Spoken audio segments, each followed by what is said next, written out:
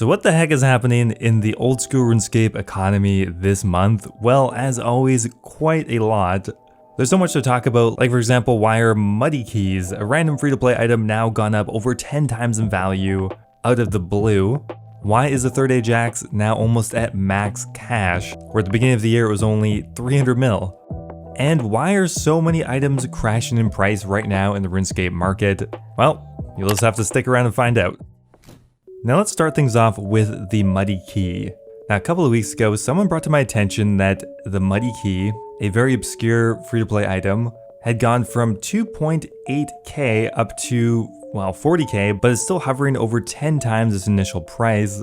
Very strange, especially for free-to-play items where the meta doesn't change all that much. The muddy key only has one use, opening the muddy chest, and the expected value from the items inside is only 3k, so how could it be worth nearly 10 times that amount? Well, it turns out that Jagex has actually hinted, clearly around middle of July, that they might actually add the Laron's key to the muddy chest drop table. Laron's keys are worth 134k, so it does make sense that this would drive up the price a lot. But realistically, this is all speculation. Who knows how long they might take to add it, or if they ever will. Now, with the recent release of Deadman mode, bonds have reached an all-time high of 9 mil. Bonds are of course always trending upwards, but with the release of the new game mode, they hit an all-time high. Now there's a couple reasons for this. Firstly, is there's a lot of gold swapping between Deadman mode and Old School, and people were actually buying your initial 10k GP from the Stronghold of Security for as high as 10 mil, which means you could theoretically bond up an account, run through the Stronghold, grab the 10k, sell it for 10 mil, make profit, which is kind of crazy to think about. And I'm not sure if that's really the reason why it went up so high, but with a new game mode, people making alts, it just finally drove the price to its new highest point. Right now, third age Master Clue items are by far the rarest and most expensive items in old school RuneScape. Recently, the third age axe has almost reached max cash, and the third age pickaxe has long eclipsed that amount and is somewhere in the ballpark of 4 billion to 8 billion, who knows. These items are completely out of reach for the average investor now. Now, until recently, you would need a billionaire's bank to enter the fine art market as well, but today's video sponsor Masterworks is giving you an unprecedented chance to invest in shares of blue chip art from legends like Picasso, Basquiat, and Banksy without spending millions at an auction. Fine art is a market that the ultra wealthy have protected and grown their wealth with for centuries. As artists' work gain popularity, it can also appreciate significantly in value over time. Masterworks has acquired over 300 paintings with over 800 million in assets currently under management. So far, they've had 15 exits, with all 15 delivering a net profit to their investors. One actually sold just over a week ago for a 77% net annualized return. Now, of course, one thing to keep in mind with any investment, performance of realized exits is not representative of artwork that is yet to sell, and of course is not indicative of future results, but with that said, over 800,000 people have signed up for Masterworks so far, and when you see their performance, it's pretty easy to see why. Right now, Masterworks is giving you the chance to skip the waitlist and get started today. Simply click the link in my description to get started. For even more information, check out Masterworks' disclosure link as well, that will be in the description. And thank you to Masterworks for sponsoring the video. Now, probably the most impressive price change of the entire year has to go to the third age axe. We have covered it before, but it has just gone absolutely ballistic the last couple of months.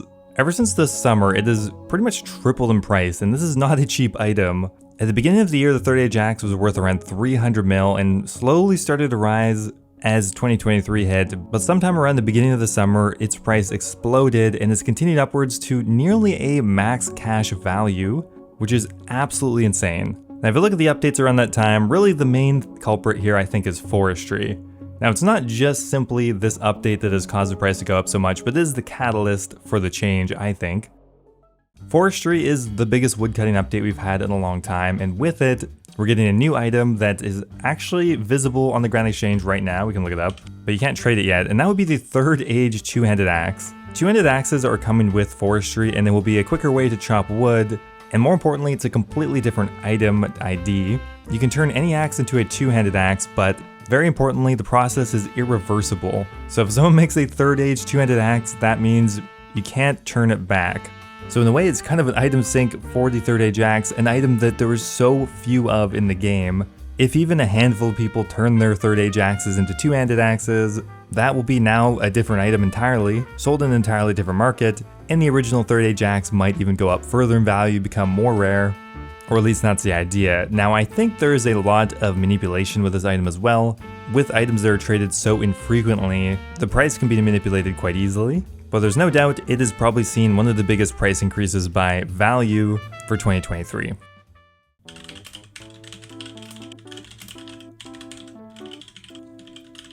Now whenever a new update comes out in RuneScape, especially at PVM1, often a large sector of the market will crash in price pretty dramatically, and we've definitely seen that with the release of Desert Treasure 2. The update has been out for over a month now, and we can kind of see what the fallout is price-wise from Desert Treasure 2. Now with this PVM update, there's normally two ways to classify the items that crash. Either they are directly dropped from the boss, so i.e. it's drop tables, or it's an unrelated item that just didn't happen to be useful at the content. Those are at least the two main categories anyway.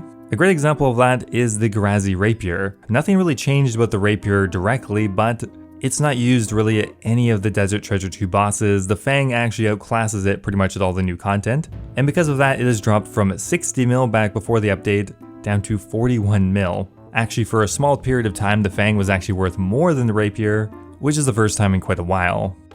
Another great example, the Harmonized Orb. The Harmonized Orb was actually going up pretty quickly in expectation that it could be useful when Desert Treasure 2 came out, but it turns out people realized pretty quickly it was not. Dropped from 400 mil down to 300 mil and is now I think at its lowest point ever. Currently hovering around 250, and if you look back through the history of the item, looking like it's at a pretty dire state so far. Now another item worth mentioning is the Dagannoth rings. This kind of fits another category of being a hyper-inflated item due to the fact that it was an item sink for the new rings, but it turns out the vestiges are quite a bit rarer than a Berserker ring, for example, and they crashed quite quickly. For example, the Berserker ring went from 4 mil down to 2 mil in about a week and a half. The Archer ring, pretty similar, went from 5 mil down to 2.5 mil. The Seer's ring dropped even more, going from 1.4 mil down to 350k, which in reality is just dropping it back down to what it was before. Tons of hype for the Seer's ring, all for naught. And finally here we have the Warrior's ring, which went from an all-time high of 376k and is down back to 50k again, pretty much where it started. Another item that has had a pretty rough couple of months is the Inquisitor's armor set, really for no other reason that it just wasn't used at the new content. And I think a lot of people were hoping that Crush once again would get a bit of love, but didn't really, or at the very least Inquisitors wasn't really useful anyway. Bringing this item set down to an all-time low, although it's kind of just always been bleeding in price, but now it's down to almost under 100 mil for the entire set, which is kind of insane. Another item that's crashed a lot this month is the Eldritch Orb, although this item was mega inflated as well. This quarter it's gone from a high of 300 mil down to 180. Although it's still up quite a bit from last year. Okay, now looking at some of the items that have dropped due to the fact that they were added as part of the new drop table. One that I actually was kind of surprised about, the Forgotten Brew. Forgotten Brews have gone down quite a bit in value ever since Desert Treasure 2 came out. Before the update they're worth around 7k and now they're worth 2.6k. Now in theory I thought they might actually go up a bit because Forgotten Brews are actually really good for killing the Whisperer, but they are also dropped by the Whisperer. And one of its precursor ingredients, Ancient Essence, has gone down a lot recently, from 72 GP down to 26. So lost like 75% of its initial value, which made Forgotten Brews also drop a lot as well, despite the usefulness of the item. Another item that's been hit pretty hard from Desert Treasure 2, raw monkfish. Before the update they were worth about 350, now they're worth 135. The lowest point I think these items have pretty much ever been. And I think that's mainly because the Whisperer drops an absolute butt ton of them in lots of up to 1,000 at a time. Sure, it's not the most common drop, but there's no doubt monkfish plummeted after Desert Treasure 2 came out, and with so many people killing the new boss, getting 1,000 raw monkfish at a time, it was bound to have a pretty significant effect on the price. Like before the update, there's around 800,000 to 1 million traded per day, and after, almost like 50% more. So that's really significant, and I think that's mainly what crashed the price. Other resource items have also been hit pretty hard. Rubies, which are dropped in large bulk by all of the new bosses, dropped an insane amount, going from 1,000 down to a low of 680, which is a massive change for a staple item like the uncut ruby. But just look how many more were coming into the game, going from like 800,000 up to 2.5 mil, so like 3 times more for a while, all because of the Desert Treasure 2 drop tables. Same thing for diamonds, absolutely exploded the amount that were coming into the game. 500,000 up to 2 million.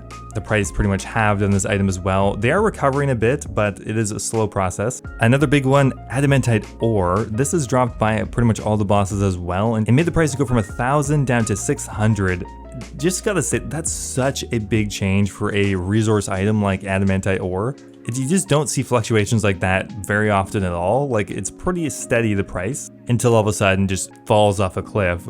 That's the power of a new drop table. Another big one is actually the Chaos Rune. Now, I don't think this is necessarily related to Desert Treasure 2, but the Chaos Rune has gone down 10 GP, which doesn't sound like a lot, but it's actually pretty impactful. Chaos Runes are really the only thing that are keeping Onyxes worth anything, and having the Chaos Rune lose, 10 GP actually has a really significant effect on the Onyx, which has gone down to 1.4 mil just in the last couple of months, bringing it down to a yearly low and almost its lowest point ever. If it wasn't for May of 2021, we'd pretty much be at the lowest price for Onyxes in the history of the game. And the final item I wanted to touch on, Dragon Arrow tips down 50% again since the update, which is a massive difference for, again, a pretty highly traded item like Dragon Arrows. Just the amount coming to the game has absolutely exploded, quadrupled since Desert Treasure 2. So there's no doubt this update has had a really significant effect and actually crashed the prices of quite a few different items in the market. But as always, stuff like this is pretty much unavoidable if you want to have bosses drop items, which most people do. So something has to go in the drop table, and overall I think they picked reasonable things to go on there. Sure, it crashed the price of some items, but I don't think it's honestly messed with the economy too much, which is really all you can ask for. Now in August, we also received a new set of items. We have the new ring set, the Soul Reaper axe, and the Virtus robe set as well. Now the Soul Reaper axe is quite an interesting journey we've seen this month, from being above max cash stack for the first couple of days to plummeting incredibly quickly. What exactly happened here? Well, the Soul Reaper axe is a very interesting item because it actually drops in 4 component parts. But what's kind of unique about it, these component parts were actually untradeable, which means you pretty much had to Iron Man the Soul Reaper axe to actually be able to sell it. So that meant for the first couple of days, the axe was incredibly rare, with only a handful of people managing to complete the entire axe. If, for example, the individual components were sellable, there would have been way more, and the prices would be much lower, but it's quite a commitment to actually go to all 4 of the new bosses, get the component part, which is quite rare on its own, assemble the axe and sell it. Hardly anyone was doing that, but as the days went on, more people were able to complete it, and the axe dropped in value to where it is now about 250 mil. Still a pretty expensive and rare item, but there's quite a lot traded now. Now another really interesting thing we're tracking is the prices of the new rings. There was a lot of up and down regarding these new items. Now each of these rings kind of had a different price trajectory. For example, the Bellator ring, which was actually the most valuable one for a while at the beginning of August, now has fallen, while the Altar ring, which was actually worth less at the beginning of August, is now the most valuable of the new rings. What happened here? Well, the Bellator ring was probably the best item for farming Vardovis, and turned out to be much better than I think most people were anticipating from a warrior ring upgrade. But now that the hype for Desert Treasure 2 has calmed down a bit, the Altar ring is the one that provides the highest strength bonus and thus is the most useful at a wider variety of content and is now the most valuable ring. The Magnus ring, which dropped pretty quickly and has just continued to drop, is from arguably the easiest boss to kill, Duke Sulliuses, and is currently hovering around 65 mil. And the Venator ring, which is hovering at the second most valuable ring, is quite useful, but is from probably one of the most popular bosses to kill. I'm curious to see what the value of these rings will be long term. I kind of expect they might actually hold a decent amount of value because killing the Desert Treasure 2 bosses actually isn't that profitable if you look at the GP per hour compared to most new content. For example, doing expert TOAs is still higher GP per hour, I think, than many of these new bosses. Not even to mention Nex, which is worth 2 or even 3 times more per hour if you're doing it efficiently. Now that's really because Awakener's orbs are really the only consistent profit you're going to be getting here, and the value of those could go down a lot over time. I was actually surprised how much value these did hold, hovering between 2 and 4 mil ever since the update. This was actually quite a genius idea and is really the main reason why these are a bit more profitable to kill consistently than God Wars is. Because, you know, Virtus, which is also pretty valuable but incredibly rare, you're not getting that very often. So really it's just an orb fiesta until you happen to hit big. So anyway guys, that's pretty much all I got for you this month. Thanks for watching, I hope you enjoyed the video, and I'll see you next time.